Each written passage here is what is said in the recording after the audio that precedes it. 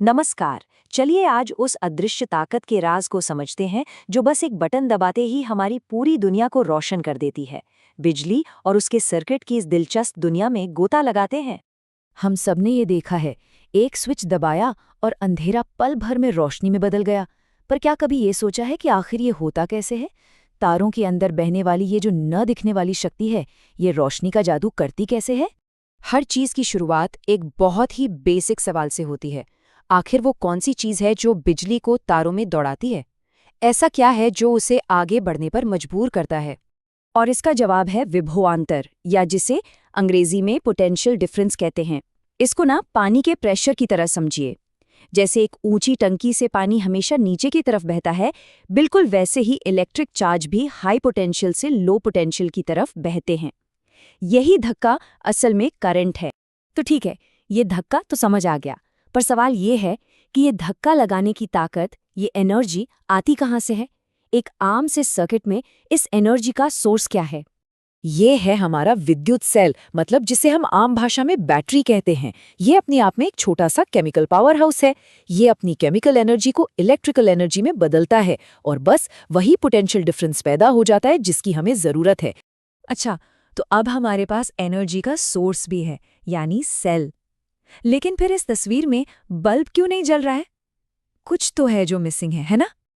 और जो चीज मिसिंग है वो यहाँ साफ साफ दिख रही है। देखिए, बाएं तरफ है एक खुला परिपथ जहां रास्ता टूटा हुआ है, और दाएं तरफ है एक बंद परिपथ जहां रास्ता पूरा है, कहीं से भी टूटा हुआ नहीं।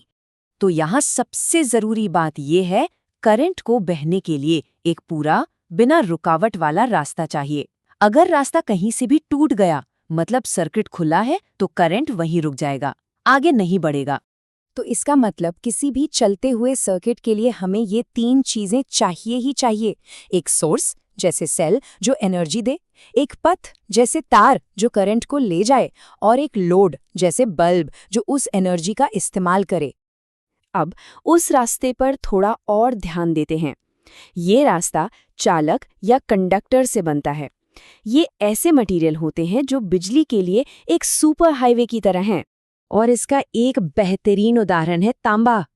हमारे घरों में ज्यादातर तारों के अंदर तांबा ही तो होता है। क्यों? क्योंकि ये एक जबरदस्त कंडक्टर है। ये बिजली को बिना ज्यादा रोक टोक के बहने देता है। और हाँ, जहाँ एक हीरो होता है वहाँ एक विलन भी होता है। कंडक्टर का ठीक उल्टा है अवरोधक या इंसुलेटर। इसका काम है बिजली के बहाव को रोकना। और ये बहुत बहुत जरूरी है। तारों के ऊपर जो प्लास्टिक की परत चढ़ी होती है वो एक इंसुलेटर ही है। वो करंट को तार के अंदर ही रखती है और हमें बिजली के झटके से बचाती है।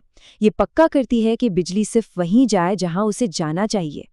ठीक है, तो अब हमारे पास सोर्स भी है और रास्ता भी, पर हम बिजली को अपनी मर्जी से चालू या बंद कैसे करते हैं? इस बहाव को कंट्रोल कैसे करते हैं? इसका जवाब है स्विच। ये एक बहुत ही सिंपल लेकिन जीनियस चीज है।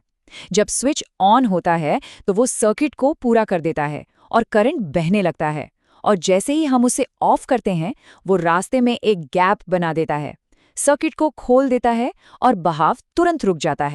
तो चलिए अब घूम फिर कर अपने पहले सवाल पर वापस आते हैं। हमने सर्किट पूरा कर लिया है, सेल है, तार हैं और स्विच भी ऑन है, करंट बह रहा है। तो वो आखिरी स्टेप क्या है जो बल्ब में रोशनी पैदा करता है? इसका सारा राज छिपा है फिलामेंट में। बल्ब के अंदर ये जो छोटा सा पतला सा तार होता है ना, ये करंट के रास्ते में थोड़ी रुकावट डालता है। इस रुकावट से ये इतना ज्यादा गर्म हो जाता है कि चमकने लगता है, और बस यही चमक हमें रोशनी की तरह दिखती है। और हाँ, रोशनी पैदा करना बिजली का इकलौता कमाल नहीं है। वही रुकावट जो फिलामेंट को गर्म करती है, वही टोस्टर या इलेक्ट्रिक आयरन में भी गर्मी पैदा करती है। और जब करंट तार से बहता है तो वो एक चुंबकीय क्षेत्र भी बनाता है, और इसी पर तो सारी इलेक्ट्रिक मोटरें काम करती हैं। बिजली ताकतवर है, लेकिन अगर बहुत ज्यादा करंट एक साथ बहने लगे तो ये खतरनाक भी हो सकती है। तो सवाल ये है कि हमारे घर और उपकरण इस ओवरलोड से खुद को कैसे बचाते हैं? ये काम करता है फ्यूज। ये सर्किट का एक छोटा सा बॉडीगार्ड है। इसके अंदर एक पतला सा तार होता है जो एक लिमिट तक ही करंट झेल सकता है। जैसे ही करंट उस लिमिट को पार करता है, तार पिघल जाता है, सर्किट टूट जाता है और बिजली का बहाव रुक जाता है। ये खुद को कुर्बान करके हमारे उपकरण को बचा लेता है। तो चलिए इस पूरे सफर को एक बार जल्दी से फिर से देखते हैं। सब कुछ शुरू होता है एक विभवांतर से, जो एक बंद परिपथ यानी क्लोज्ड सर्किट से करंट को धक्का देता है, ताकि बल्ब या मोटर जैसा कोई उपकरण चल सके। और इस पूरे सिस्टम को सेफ रखता है एक फ्यूज। तो अगली बार जब भी कोई लाइट जले तो उस अदृश्य सफर के बारे में जरूर सोचिएगा, और एक पल रुककर ये भी सोचिएगा कि हमारे फोन से लेकर रेफ्रिजरेटर तक इस वक्त हमारे चारों ओर न जाने कितने ही अदृश्य सर्किट चुपचाप अपना काम कर रहे हैं।